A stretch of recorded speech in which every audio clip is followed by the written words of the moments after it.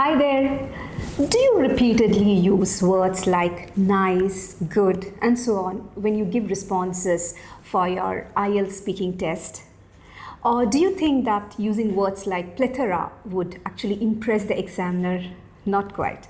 Okay, it's all about using the right words or the right vocabulary, how smartly you use it and how naturally you use it. That's what matters.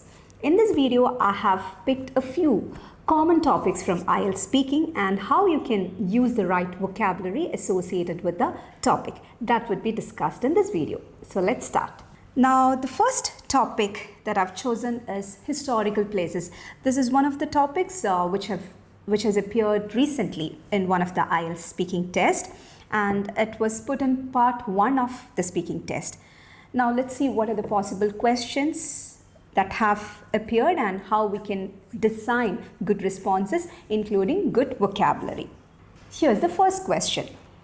Have you ever visited a place from the past? Now, when the question is have you ever visited a place from the past, of course you can say yes or no.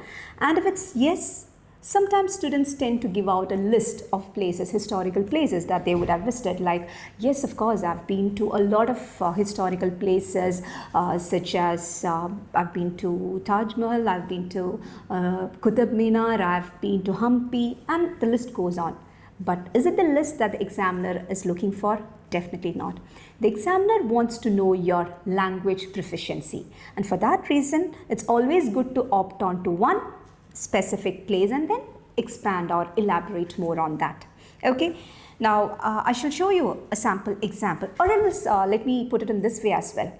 Now, assume that like you've not gone for giving out a list, but instead you have picked just one specific spot. And I've given the answer like this. I've been to Agra during my school days. I went with my family.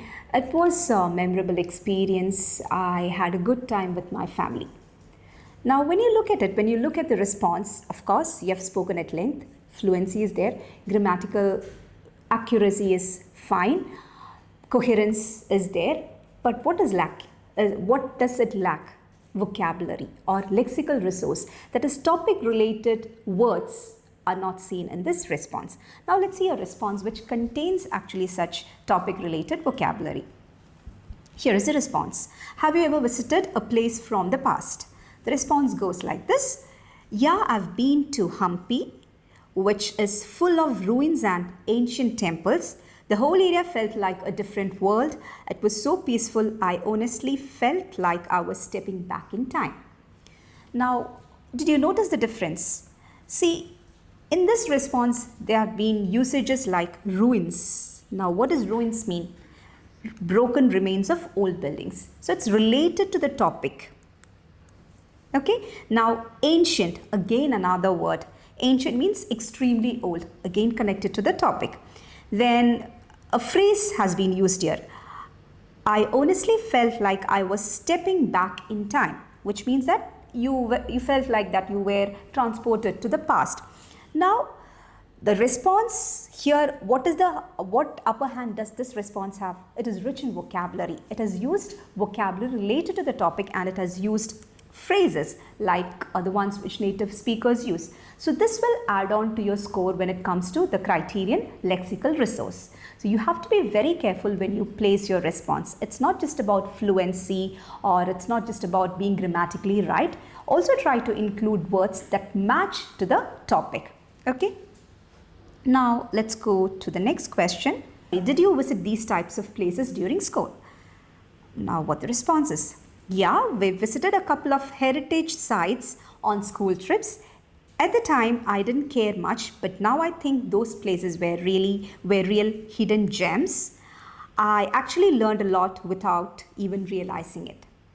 The response you saw, and now let's analyze the words that have been used here.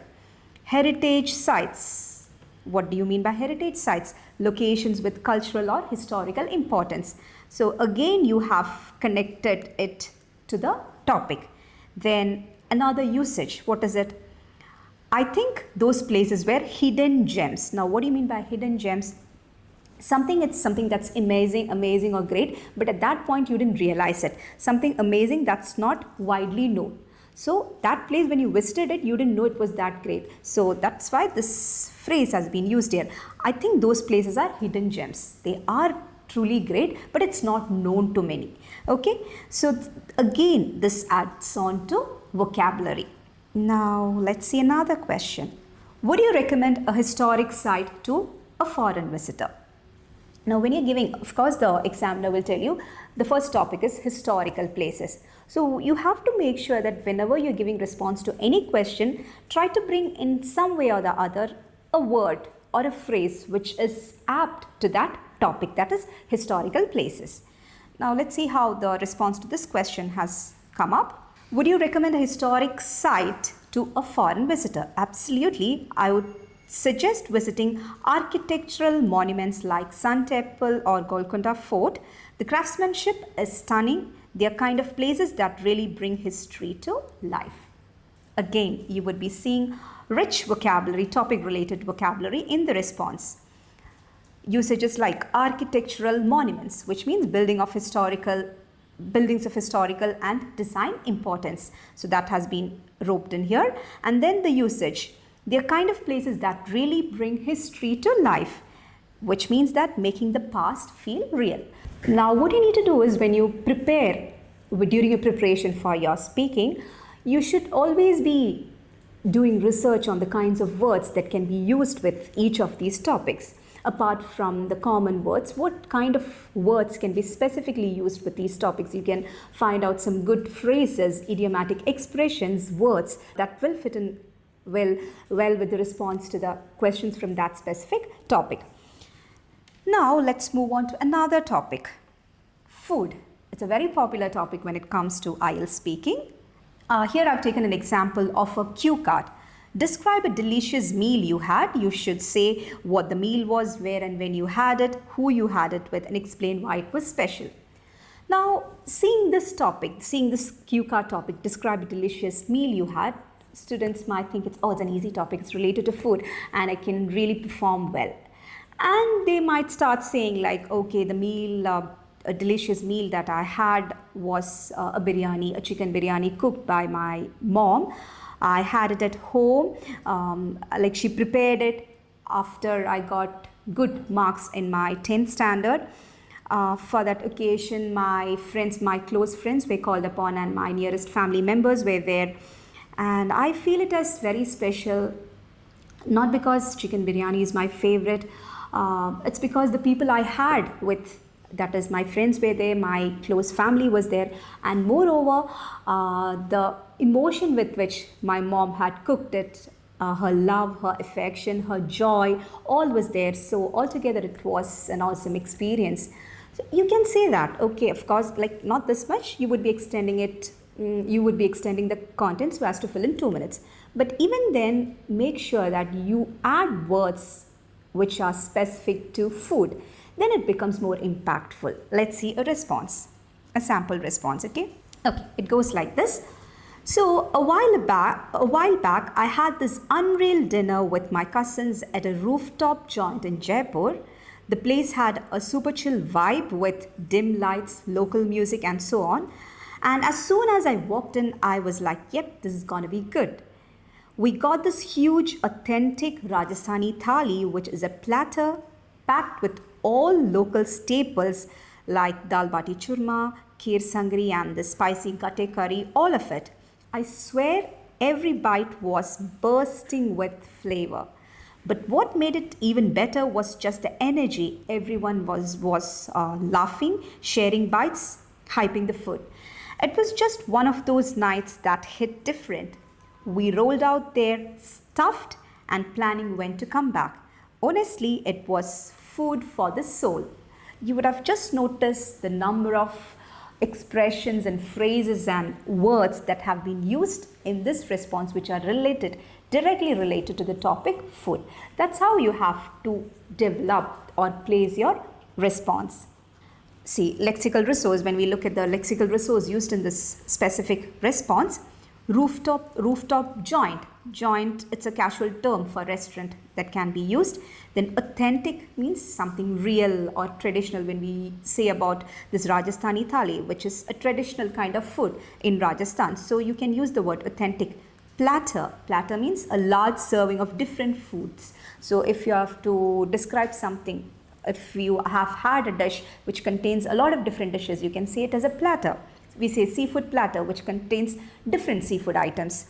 Then local staples. Staple means essential or everyday regional food. We call it as staples. And you have mentioned, and you can also mention the name of few, like here as it has been mentioned, like dal bati churma, 𝐒𝐟𝐼𝐥𝐢𝐧𝐞 curry, spicy gatte curry. You can mention a few, not a complete list, but you can, to just to cite examples, you can mention 2 or 3. Then there has been a usage bursting with flavor. Bursting with flavor means simply it was extremely flavorful. Then it was said here, it was just one of those nights that hit different. Hit different means felt more special or intense than usual. It hit different means it was like the intensity was totally different. It was really special. That's usage. Then stuffed. Here it was mentioned, we rolled out of there. Rolled out of there means we left the place. Stuffed. Stuffed means completely full. You are full. You cannot take in more food. Now somebody offers you food and you cannot eat anymore. Then you say that, I'm sorry, I'm stuffed, which means that you're very full. Then finally, you wrapped it up by saying that honestly, it was food for the soul. Food for the soul. It's another idiomatic expression which means that comforting and very satisfying meal.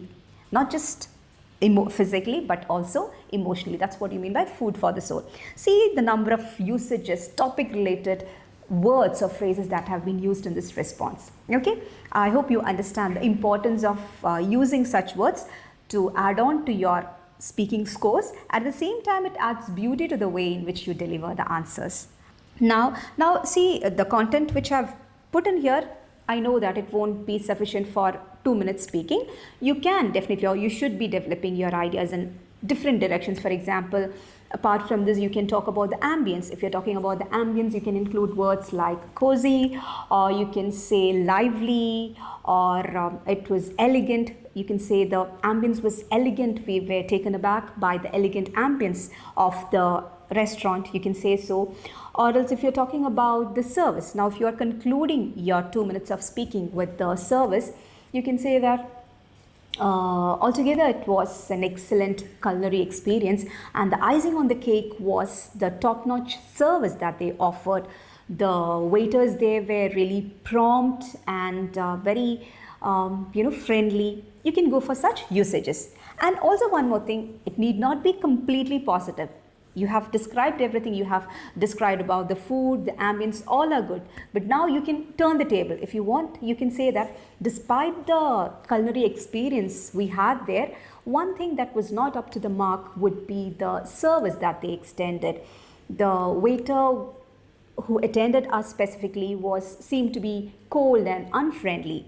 This actually distracted us, which would otherwise have been a totally delightful dining experience. So it's up to you how you use the word. Now when you see these words, they are not very complicated or uncommon words or words which you cannot relate to. They are simple words, but how well, how appropriately and how aptly use it at the right context, that's what matters. Okay.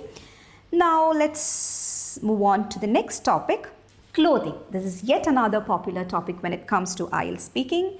In this I've included a couple of questions from part 3. Okay. The first question goes like this. Do you think people's clothing choices say a lot about their personality? People's clothing choices say a lot about their personality. And as you know, in part 3, when you give out your response, they're mostly opinionated questions wherein you have to state your opinion clearly and you can provide examples to support your opinion. Now, what mostly students do is that they would say that, yes, definitely they speak about the personality. The clothes speak about the personality of a person. If they wear neat clothes, it says that the person is very well organized. But if they wear shabby clothes, it means that the person is not very, organized. So that is the kind of response that students usually give. Now, how you can improvise on that? I'll give you a sample. Now, do you think people's clothing choices say a lot about their personality? You can say, absolutely. Clothing is often a fashion statement that reflects who someone is. For example, of course, you have made your opinion clear and then you're providing an example. For example, someone who prefers bright, quirky clothes might want to stand out, while others might choose minimalistic styles to appear more professional or reserved. See how carefully words have been chosen. Now, this usage, fashion statement. Fashion statement means what? A style or outfit that expresses someone's personality or mood. So this word has been used here. Then quirky. Quirky means something different, unusual, but in a good way, in an interesting way. That's what you mean by quirky. Some people like to wear quirky clothes because they want to be unique. They want to stand out. Then stand out means to be easily noticeable or to attract attention. They wear quirky clothes.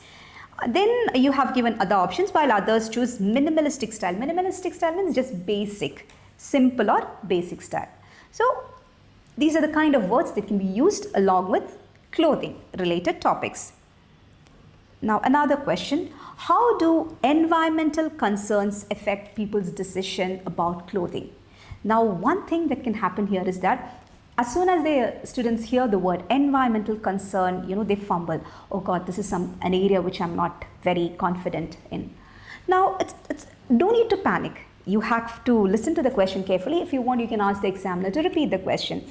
Could you please repeat the question? And during that time, you can process it, try breaking down the question into simple words and then figure out the meaning. Here, what does it mean? How do environmental concerns affect people's decision about clothing? That is, do people actually think about how their choice of clothes is going to impact or have an effect on the environment?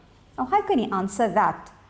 Well, I would say that people are aware of the impact of fast fashion on the environment and are shifting towards sustainable options. Many now prefer buying fewer high-quality items rather than off-the-rack clothes that may quickly wear out. The trend towards vintage and hand-me-downs is also growing as people want to reduce waste. Have you noticed the usages? Now let's find out what do they mean. Fast fashion.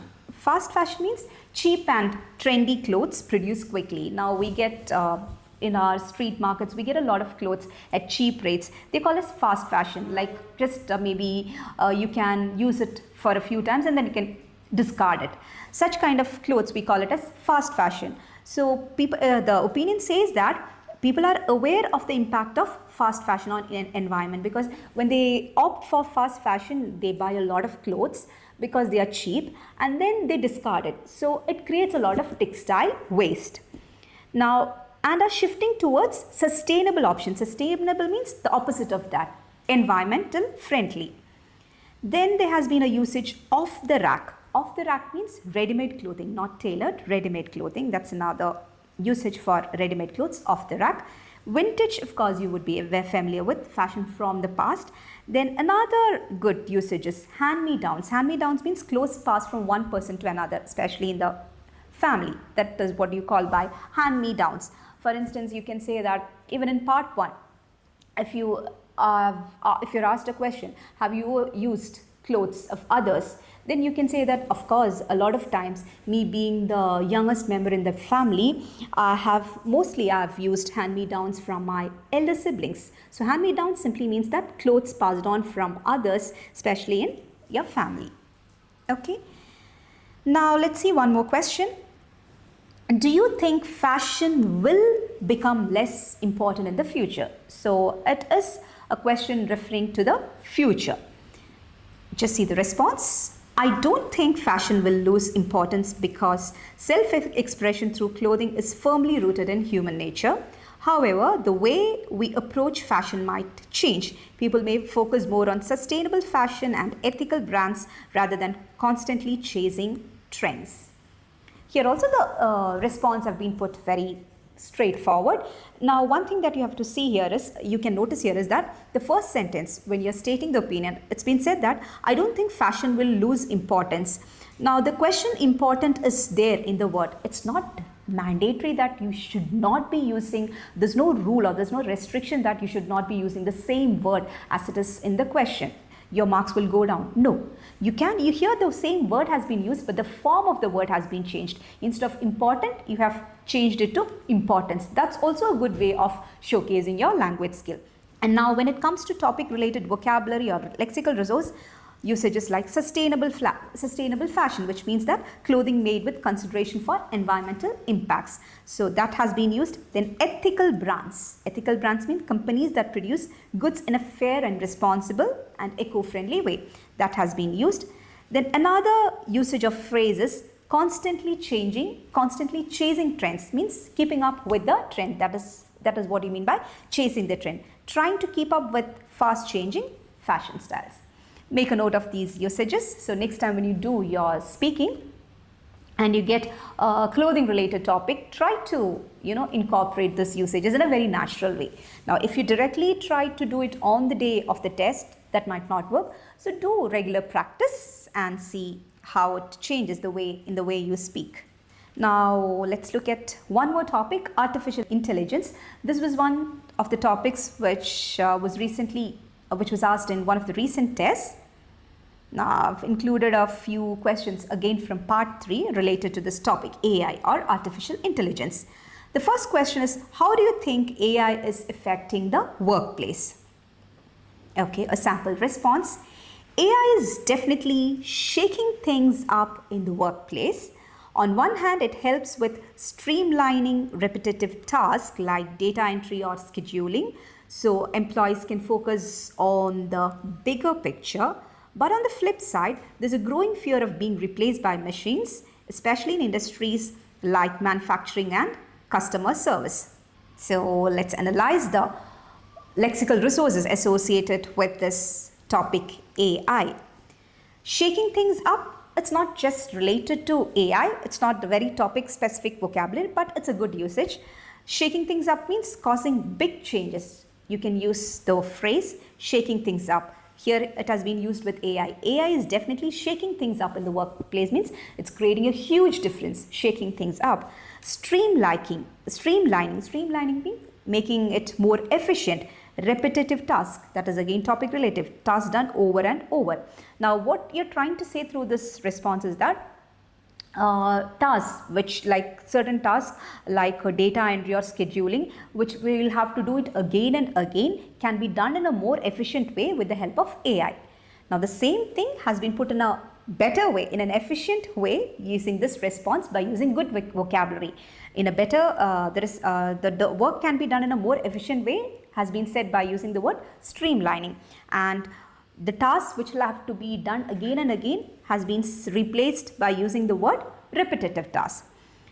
Now it helps in focusing on the big picture. Focusing on big picture means with paying attention to more important details and ignoring minute things. Like you can focus on bigger aspects. Now if you take the help of AI, you can focus on more important things, because these lesser important things or these trivial things, repetitive tasks, will be taken care of by the AI.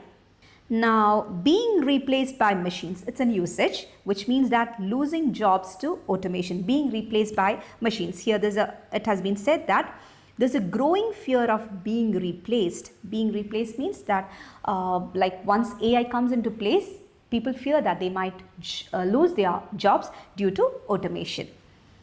Now another question, do you think AI can ever fully replace human intelligence? Here is a sample. To be honest, I don't think so. AI is brilliant at crunching numbers and spotting patterns, but it lacks emotional intelligence and gut feeling, the things that make us human. It's great at doing what it's programmed for, but thinking outside the box, well, that would continue to be our turf.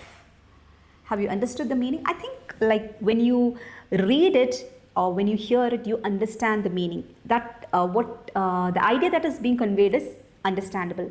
But the thing is that, the problem is that we don't tend to use such words when we are speaking. Now, the whole idea of this video is you should get into the habit of using such words Now I'll just highlight what are those words, topic related words and other phrases that have been used here. Crunching numbers. Here it is said that AI is brilliant at crunching numbers, which means that it can do complex calculations quickly. That is what you mean by crunching numbers. Emotional intelligence. Of course, this is not a very complicated or very uncommon usage.